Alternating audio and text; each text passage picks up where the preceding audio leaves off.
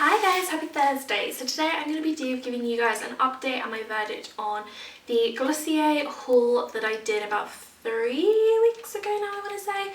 So Glossier is a brand that has been brought over from the US and is massively hyped in the blogosphere and the beauty world. And when they brought it over to the UK last month, I want to say, beginning of last month, there was a lot of hype around it. There was a lot of excitement. I don't think I've ever seen anything so talked about in my life, and I decided to jump on the bandwagon, just try some bits and pieces out. Like, I love makeup and I love beauty products, but I'm not like a beauty guru, I'm not an expert, I'm just kind of like an average person and like an everyday girl that is kind of wanted to try these products out, see what all the hype was about, and actually see if it's worth the hype and all of the craziness that happened. So I picked up 6 individual products. I'm going to tell you my hits and my misses and just like whether or not I think they were worth the hype.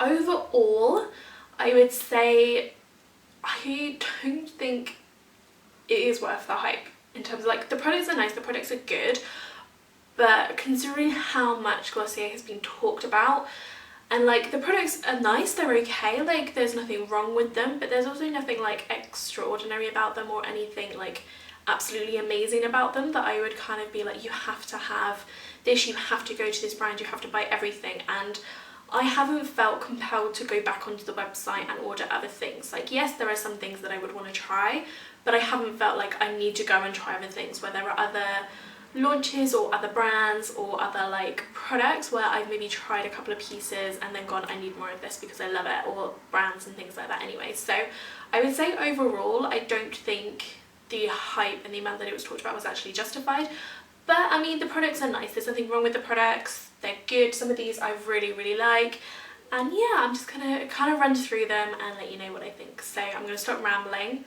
and get started on the individual pieces. So I'm just going to go in the same order that I went in the actual haul itself, if I can remember the order. I think I can. But the first piece was the Glossier Milky Jelly Cleanser. So it was quite difficult to give a first impression of this because obviously it's a cleanser, it's a skincare product, you need a little bit more time to work with it, try it out and see how it agrees with your skin. It does take a good couple of weeks for any new skincare products to actually take an effect, I find. So the Milky Jelly Cleanser, as a cleanser itself, it's nice. There's like nothing particularly wrong with it. What I will say is I tried this out for different times of the day. So I tried it as like my morning cleanser in the shower, I've tried it in terms of getting makeup off in the evening, and then also after I've used like a micellar water to remove my makeup, I then used this afterwards to see how it worked. And I would say this is basically a morning cleanser. It's only really going to be good for that. So if you are somebody that just wants one cleanser that does everything, you can use it morning, you can use it evening to remove your makeup, everything, then this isn't going to be the one for you because it just doesn't really do much to makeup. It doesn't really meant to make a dent in any of the makeup that's on your face, it doesn't really remove it, and even if you use like micellar water first to remove it, you still don't pick up any like extra pieces with this, to be honest. It's a very nice morning cleanser. Like, I find that because it's like a conditioning face wash, it doesn't leave my face feeling dry, which is good. It just leaves it feeling kind of very nice and clean. It gives like quite a nice like glow, I found, which I really like, and the skin generally just looks a little bit plumper and fresher, and it's just a nice face wash to kind of start the day with. So as a morning cleanser, I really like it, I think it's great, but as an evening cleanser, not so much. It doesn't really do the job. So it depends on what you are looking for. As I said, if you're somebody that just wants one cleanser that does everything, this isn't going to be for you, but if you are quite happy to have separate cleansers for different things, then it might be worth looking into. Okay, moving on to the priming moisturiser, and I have a little bit of a love-hate relationship with this. So I feel like I've been through a roller coaster with this product, I'm going to be honest. You would have seen me use this in Tuesday's video as my primer, and one thing that I said was if you are using something like a heavier coverage foundation or a matte foundation, this is actually really nice. If I'm using more of a dewy foundation like Nars Sheer Glow or something like that, then I can't use this with it because it just makes my face look very shiny, and a lot of like the moisture and the oil comes through. So one thing I do really like this as a primer. I find what it does is it smooths everything. So I generally get dry patches around my nose and like in between my eyebrows, and if I use foundation then it does tend to kind of cling to those pieces. Not every foundation, but a lot of them do, especially ones that I prefer to use, like the higher coverage ones and things like that. This just smooths those out beautifully. It just gives the makeup a really lovely smooth palette to work on, which I love. I think the makeup goes on really, really nicely over the top, and it does a really good job at that. In terms of keeping it in place, I wouldn't say it's like the best in terms of keeping everything in place all day. Again, it is better if I'm using mattifying or like matte bases or long wearing high coverage bases. It's fine. If I'm wearing something that's again a little bit more dewy, then I do find it breaks up a little bit quicker. And I think again it's just because where it is a moisturiser as well as a primer, it just kind of helps the oil on my face to come through and break through the makeup, whereas the more mattifying stuff, it doesn't quite have the same effect. So for me, it's one of those products that I can only use for certain things, which is a little bit annoying, I guess. And I still reach for it, I still use it. I am using the L'Oreal Infallible Total Cover Foundation. Again, that was on Tuesday, and this goes really nicely with it. I find if I use a mattifying primer with that, it doesn't give quite the same finish. It doesn't look quite as smooth as it does when I use it with this. So yeah, like I feel like it's like a love-hate relationship a little bit, but I do really like it to apply makeup over the top of. It just depends what makeup I then put on top. Next on the list, and I think this is probably my favourite of the bunch, is the Glossier Rose Balm.com. So I am definitely going to go and pick up some more Balm.coms because I am so fussy with lip balms, and I really like this. I do find at times the rose scent is a little bit overwhelming. It's not my favourite, and I think I went for this more for like the pink tint, and to be honest there's not much of a tint to it.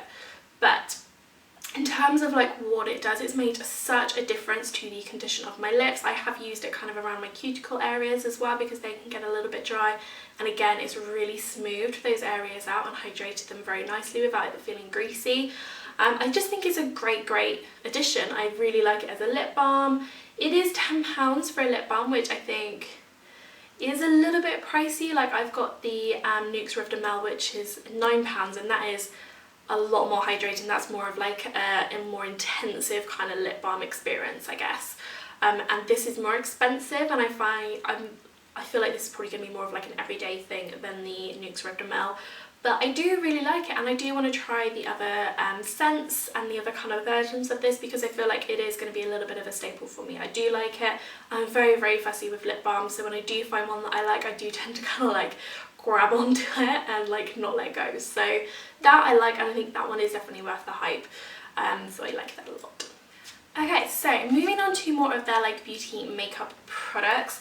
The next thing I picked up was the Wowder powder, and I picked this up because I'm a massive Rach Loves fan, and she had been going on about this for a really long time, and I just liked the idea of having a finishing powder that just kind of made everything look a little bit more flawless and wasn't mattifying. And it definitely does that. I do really like this product. I reach for it on a daily basis. Again, I used it in Tuesday's video.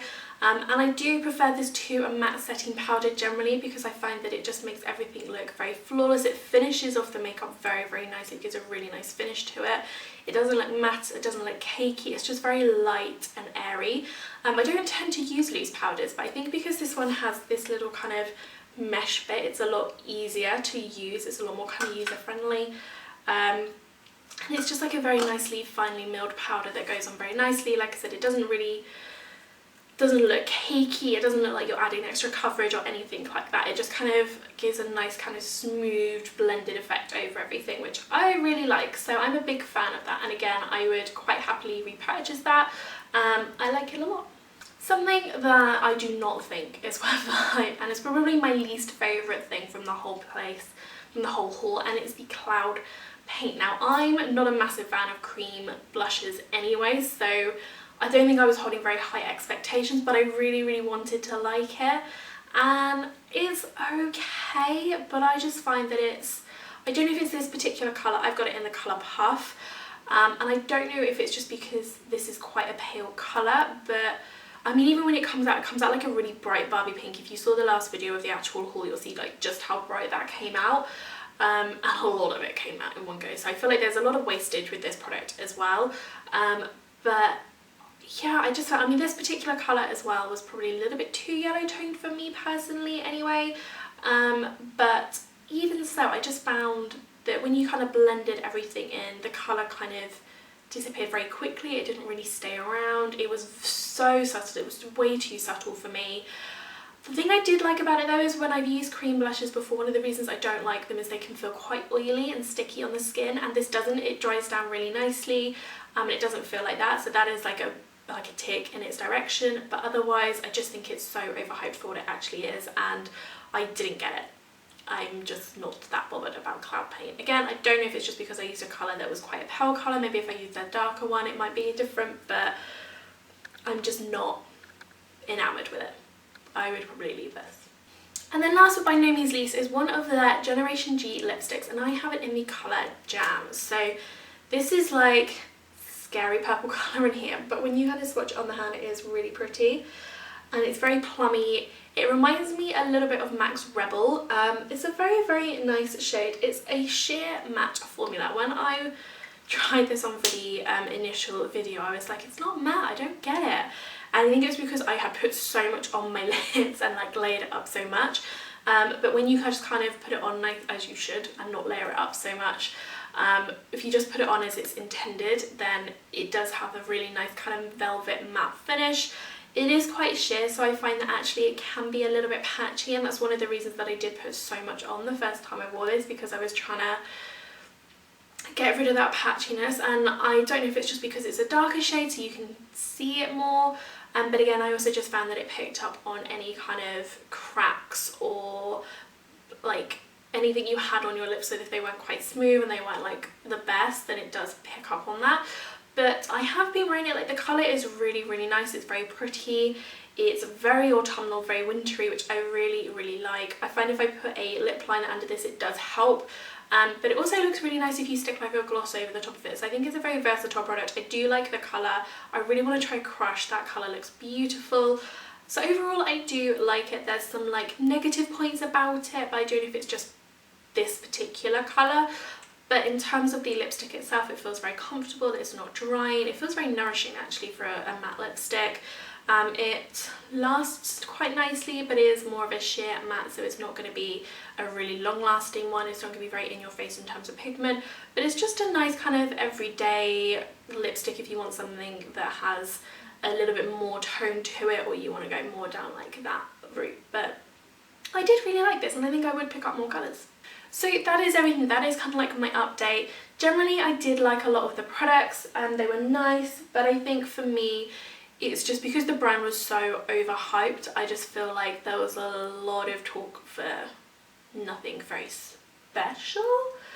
I don't know, but like I said, I do generally like the products. They are good quality products. They're nice. Some I could probably won't be repurchasing, like the Glossier. They're all Glossier. Like the Milky Jelly Cleanser, I probably wouldn't repurchase it because I know I can use the Oscar Renaissance Cleansing Gel for morning and night, and it will kind of do both jobs.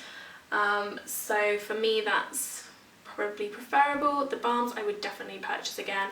The primer moisturiser that I do like, I'm still a little bit on the fence of it, but I feel like I'm just going through a period where no primer is doing what I wanted to do.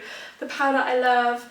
The blush not loving, so I wouldn't even go near that. And the lipstick I love. So there are things that I really like on it, and I was so excited to try everything, and I'm glad that I do like some of it, and I can say that actually yes, I would recommend it. But generally I think just the entire brand has been so overhyped, and I wouldn't say that any of these products like wowed me or blew me out the blue, any other products out the water, or made me think I need to try absolutely everything from this brand. It's fantastic. And I think the way everybody was talking, that was kind of how I was expecting to feel. So that is just something to keep in mind. But yes, that is everything. Please give it a thumbs up if you like this kind of haul update style videos. But yeah, I will see you next Tuesday, which is actually going to be the day after my birthday. So if you were around on Monday and see me on social media, please send me happy birthday wishes because it would make my day. But yeah, give this video a thumbs up if you like it. Don't forget to subscribe for new videos every Tuesday and Thursday, and I will see you all again next week. Bye.